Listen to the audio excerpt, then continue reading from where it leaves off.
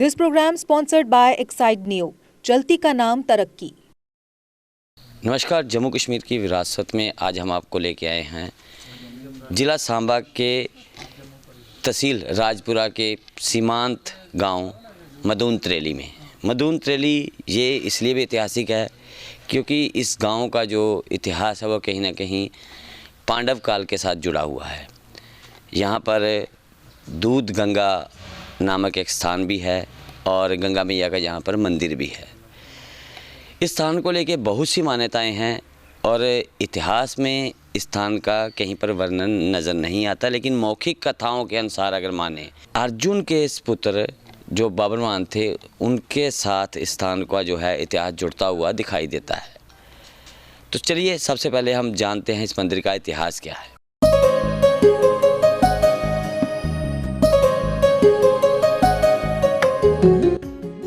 जम्मू कश्मीर के इतिहास में बहुत कुछ द्वापर युग के साथ जुड़ा हुआ है और इस युग के कई महान तीर्थ स्थल आज भी इस धरा पर विराजमान है और लोगों की इन तीर्थ स्थलों में अटूट आस्था भी है। ऐसा ही एक दिव्य तीर्थ स्थल जो कि द्वापर युग से जुड़ा हुआ है, जिला सांबा की राजपुरा तहसील के मदून तरेली गांव में स्थित है, जिसे लोग परम पूज्य द्वारिकानाथ शास्त्री जी व चंपा माता जी के वर्म समाधि स्थल के रूप में भी जानते हैं। लेकिन आज इस स्थान को गंगा माता मंदिर के रूप में जाना जाता है। कहते हैं कि द्वापर युग में पांडवों के वंशज राजा बब्रुवाहन, जो कि अर्जुन की पत्नी चित्रगंधा, जिसे त्रिशला नाम से भी जाना जाता है, इस क्षेत्र पर राज किया करते थे। वो अर्जुन से भी अधिक बलशाली थे, लेकिन साधु महात्माओं का बहुत सम्मान करते थे। कहते हैं कि एक समय में वो घोड़े पर इस क्षेत्र से गुजर रहे थे, जिसे आज मदूर तरेली कहा जाता है, तो उनकी नजर कुछ साधुओं पर पड़ी जो कि इस क्षेत्र में एक पेड़ के पास बैठे थे। उन्हें देख बब्रुवाहन वहां पर रुक गया और उन्हें नमन करते हुए उनसे पूछा कि वो उनकी क्या सेवा कर सकता है। तो साधु बोले वो इस स्थान पर एक महायज्ञ करना चाहते हैं, क्योंकि ये एक दिन एक महान तीर्थ बनेगा, लेकिन यज्ञ के लिए उन्हें खीर बनाने के लिए दूध चाहिए, जो कि इस जंगल में कहीं पर भी नहीं मिलेगा। इस पर बब्रुवाहन ने देखा कि दूर दूर तक कोई बस्ती नहीं है, ऐसे में दूध कहां से लाया जाए। तो उन्होंने अपने धनुष को उठाया और एक बाण को जमीन में दे मारा। उस बाण के लगते ही पृथ्वी पर वहां से दूध की गंगा बह निकली और साधुओं ने उस दूध से महायज्ञ के लिए खीर बनाई और इस स्थान का नाम उन्होंने दूध गंगा डाल दिया। कहते हैं कि समय बीतता गया, पर इस क्षेत्र से दूध की गंगा उसी प्रकार बहती रही। फिर एक ग्वालन को जब इसके बारे में पता चला तो वो बर्तनों में इस दूध को भरने लगी ताकि उसे बेच सके, पर जैसे ही उसने दूध बर्तनों में भरा वो पानी बन गया और ग्वालन ने देखा कि जो दूध की गंगा बह रही थी वो भी पानी में बदल गई।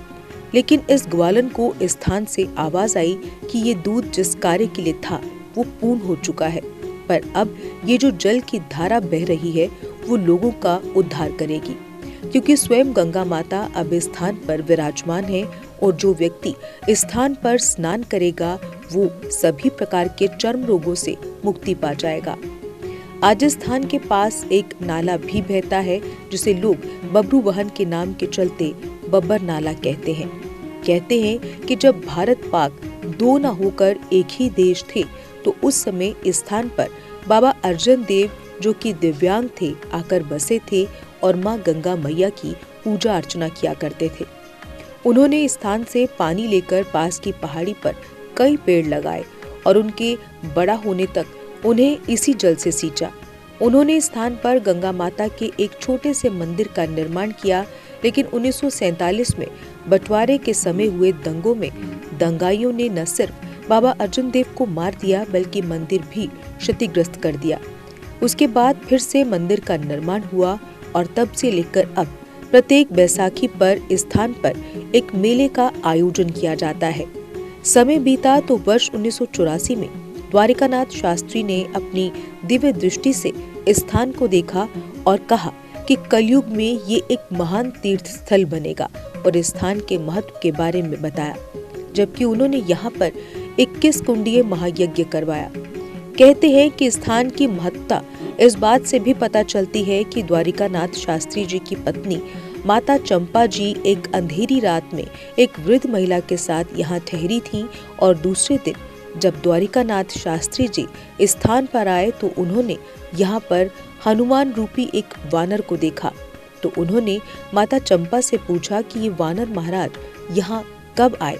तो माता जी बोली कि जब से हम यहाँ आए हैं ये तभी से यहाँ पर है। कहते हैं कि इस क्षेत्र में कभी किसी ने किसी वानर को नहीं देखा।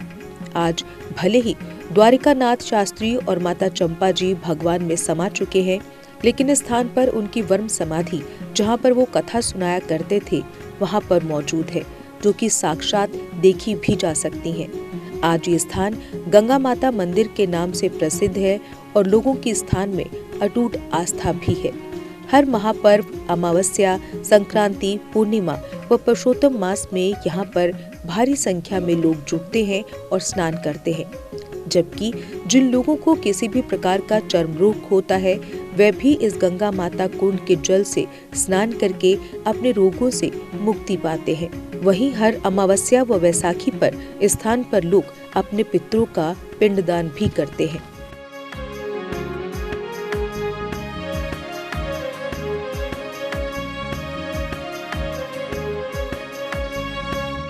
तो इस समय हम मौजूद हैं गंगा मैया मंदिर में, जो कि यहाँ पर दूध गंगा स्थान भी जिसे कहा जाता है, और यहाँ पीछे आप देख सकते हैं गंगा मैया का मंदिर भी है। और मेरे साथ यहाँ पर मदन गोपाल शर्मा जी मौजूद हैं, जो कि इस मंदिर के ट्रस्टी भी हैं, सदस्य भी हैं, और ये बाकी मेंबर भी यहाँ पर मंदिर कमेटी के जो मेंबर हैं यहाँ पर। तो सर, इस स्थान के पहले तो महत्व बताएं और इसका क्या इतिहास है, इसकी हिस्ट्री क्या है, थोड़ा सा उस पर जानकारी दें। ये जी प्राचीन द्वापर युग से इसका इतिहास चला आया है। महाभारत के जहाँ के इसका इतिहास जुड़ा है, इसका पूरी कहानी जो है द्वापर युग से मिलती जुलती है। तो यहाँ इसको तपोवन भी माना गया है, जहाँ बहुत से साधु संत महात्मा जी ने बहुत तपस्या भी की है इधर। तो एक समय की बात है, उस समय की, तो महाभारत में राजा अर्जुन जी इधर आए थे। तो अर्जुन जी इधर आए थे तो यहाँ के उन्होंने उनकी शादी हुई थी त्रिशला जी से। उनसे एक बेटा हुआ था बबरू, उसको बबरवा। तो महंतों ने उनसे एक बार ये ख्वाहिश जाहिर की कि हमें खीर खानी है।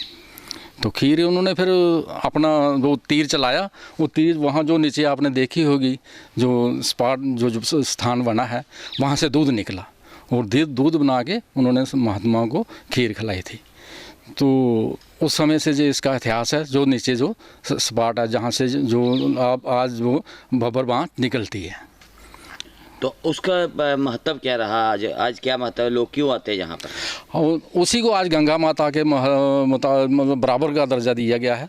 ये आपके गंगा माता मंदिर बना हुआ है, जहाँ लोग बड़ी श्रद्धा से आते हैं। हर संक्रांत को मतलब अपने जो महीने का पहला दिन होता है अपने हमारे हिसाब से, उस दिन मेला लगता है। बैसाखी को जहाँ मेला लगता था, हर बैसाखी को आज भी काफ़ी महत्व होता है। खास करके सोमवार मस्या के दिन तो जहाँ बहुत ज़्यादा रश होता है, काफ़ी दुनिया दूर दूर से लोग जो आते हैं इधर दर्शन करने के लिए आते हैं, स्नान करने के लिए आते हैं।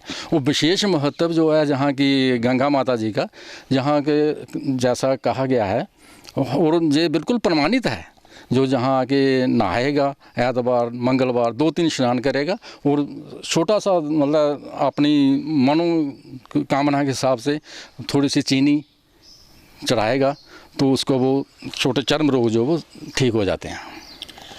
तो आपने देखा कि किस प्रकार से इस मंदिर का जो है इतिहास बताया जा रहा है कि ये अर्जुन का जो बेटा था बब्रमान, उसके द्वारा इस स्थान का यहाँ पर जो है उदय किया गया।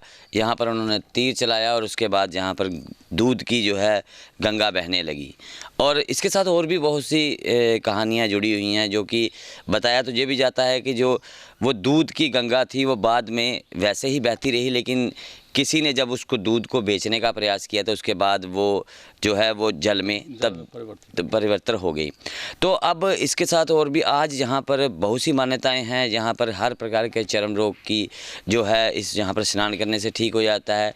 और जितनी मान्यता हरिद्वार में गंगा मैया के स्नान से जुड़ी है, वो सभी मान्यताएं यहाँ पर भी जुड़ी हुई हैं। इसीलिए हर सोमवार को यहाँ पर जो सोमवार या अमावस्या जिसे कहते हैं हम, वहाँ पर स्नान करने की बजाय जो हरिद्वार में नहीं जा पाते जो लोग, वो यहाँ पर स्नान करके और अपने जो है पुण्य का प्राप्त करते हैं।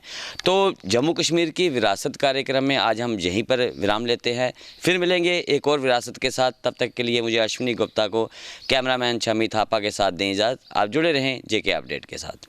This programme sponsored by Exide Neo, चलती का नाम तरक्की।